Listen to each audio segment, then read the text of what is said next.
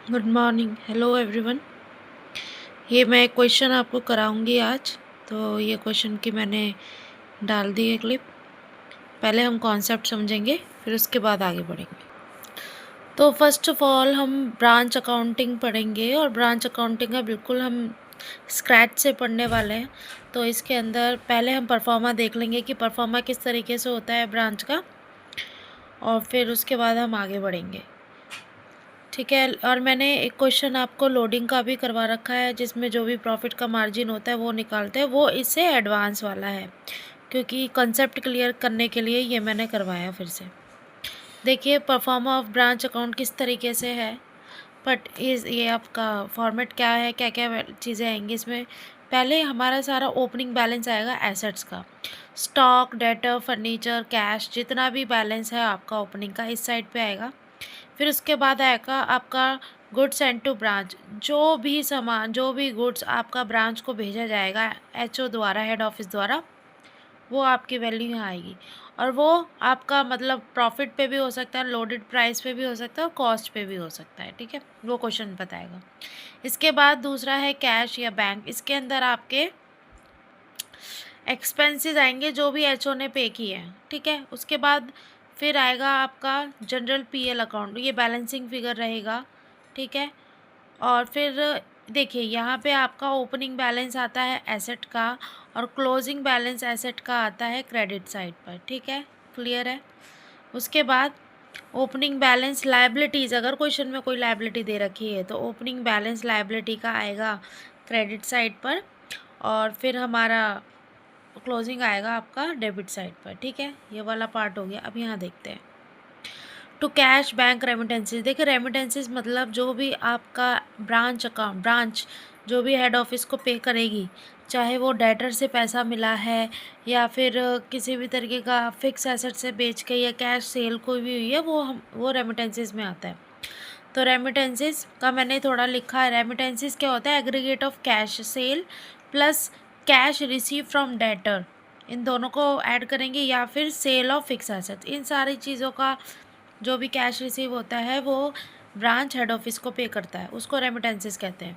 आगे बढ़ते हैं, गुड्स एंड टू ब्रांच। उसके अंदर देखिए, गुड्स एंड टू ब्रांच, जब ब्रांच हेड ऑफिस को कुछ सामान रिटर्न करता है, जब हेड ऑफिस ब्रांच को दे रहा था तो यहाँ पे एंट्री करी, और जब ब्रांच हेड ऑफिस को रिटर्न करेगा तो यहाँ आएगा। अब देखिए, ये कॉस्ट पे भी हो सकता है रिटर्न, या लोडेड प्राइस पे भी हो सकता है, मतलब जिसमें प्रॉफिट ऐड होगा।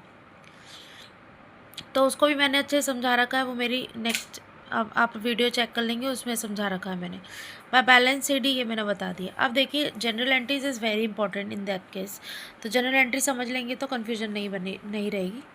और देखिए, जनरल एंट्री क्या है, गुड्स एंड टू ब्रांच। पहली एंट्री क्या होगी, जब गुड्स भेजे जाएंगे ब्रांच को, तो वो एंट्री होगी branch account to goods sent to branch. ठीक है। तो ब्रांच अकाउंट क्या हो जाएगा, डेबिट हो जाएगा। डेबिट हो जाएगा ना, तो हमने डेबिट ही किया हुआ है यहाँ पे, ये डेबिट हो रखा है गुड्स एंड टू ब्रांच। ठीक है। फिर इसके बाद है goods sent to branch return. Return है मतलब यहाँ पे ब्रांच, यहाँ पे जो ब्रांच है वो हेड ऑफिस को रिटर्न कर रहा है, समझे। तो वहाँ पे, यहाँ पे डेबिट हुआ था ना ब्रांच अकाउंट, यहाँ पे क्या हो जाएगा, क्रेडिट हो जाएगा। ये रहा आपका रिटर्न वाला, ये रिटर्न वाला। इसके व्हेन एचओ मीट ब्रांच, जो भी एचओ हेड ऑफिस ब्रांच के एक्सपेंसेस पे करेगा तो क्या एंट्री होगी, ब्रांच टू कैश और बैंक। तो ब्रांच डेबिट हो रहा है तो हमने यहाँ लिख दिया एक्सपेंसेस। ठीक है। Cash remittances, remittance cash to branch हो जाएगा, ये रेमिटेंसेस का है। ठीक है।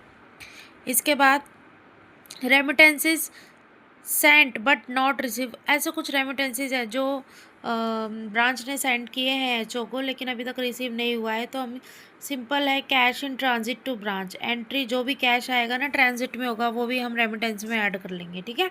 और ब्रांच अकाउंट आ जाएगा। तो अभी जो मैंने क्वेश्चन की क्लिप आपको दिखाई थी ना, अभी हम उसी को सॉल्व करने वाले हैं। देखिए, हमारे क्वेश्चन में सबसे पहले हमें ओपनिंग बैलेंसेस कुछ दे रखे थे। ठीक है। अब ओपनिंग बैलेंस को हम लिस्ट करेंगे ब्रांच अकाउंट में। तो जो क्वेश्चन है, क्वेश्चन में हमको क्या दे रखा है, ये है P and Company of Chennai send good to its branch at Hyderabad at cost. The branch sells good for a cash and a credit. Cash और credit दोनों पे सेल करती है. All the proceeds realized by the branch are sent to head office. जो भी पैसा मिलता है सेल करने के बाद हेड ऑफिस को भेज देता है ब्रांच, ठीक है. And expenses made by head office, और एक्सपेंसेस जो भी हैं वो हेड ऑफिस पे करता है. Except petty cash expense. Petty cash expense के लिए हेड ऑफिस कुछ पैसा भेजता है ब्रांच को, ठीक है. The branch keep a sales journal and debtor ledger. तो सेल्स और डेटर लेजर हमको बनाना है.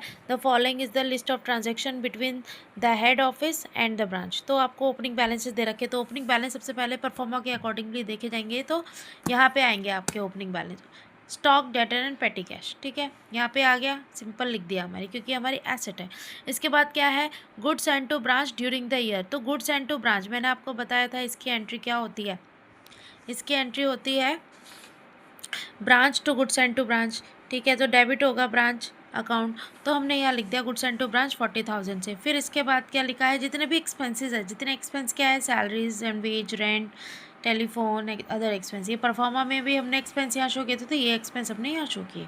ये वही एक्सपेंस है जो एचओ ने पे किए हैं, जो एचओ ने पे किए हैं, ये याद रखना. हेड ऑफिस पे करेगा इन एक्सपेंसेस को, इसलिए ये यहाँ आएंगे. फिर इसके बाद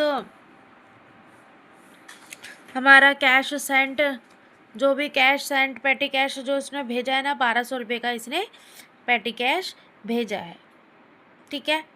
अब आते हैं क्रेडिट साइड पर. क्रेडिट साइड पे क्या लिखा हुआ है, goods return by branch. Branch ने ना कुछ गुड्स को रिटर्न कर दिया है, उसमें कुछ प्रॉब्लम होगी तो उसने रिटर्न किया 2500 रुपये का. फिर उसके बाद क्या है, रेमिटेंसेस मिली, कैश सेल और भी कुछ, लेजर से भी वो डेटर ने भी कैश भेजा जो 33,000 रुपये है. तो 15,000 33,000 को ऐड 40,000 आया.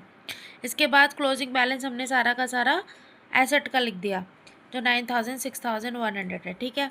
तो आ जाएगा आपका 15,100. अभी इसके बाद जब आपके इसकी कैलकुलेशन कर लेंगे तो आपका आएगा प्रॉफिट एंड लॉस अकाउंट 5250. क्या आएगा आपका प्रॉफिट एंड लॉस अकाउंट 5250, ठीक है.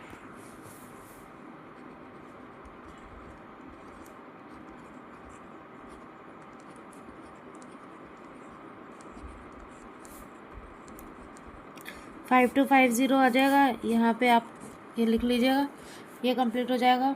इसका टोटल अमाउंट लिख लीजिएगा. ये आपका आ जाएगा profit and loss account, general profit and loss account, इसे कहते हैं हम जनरल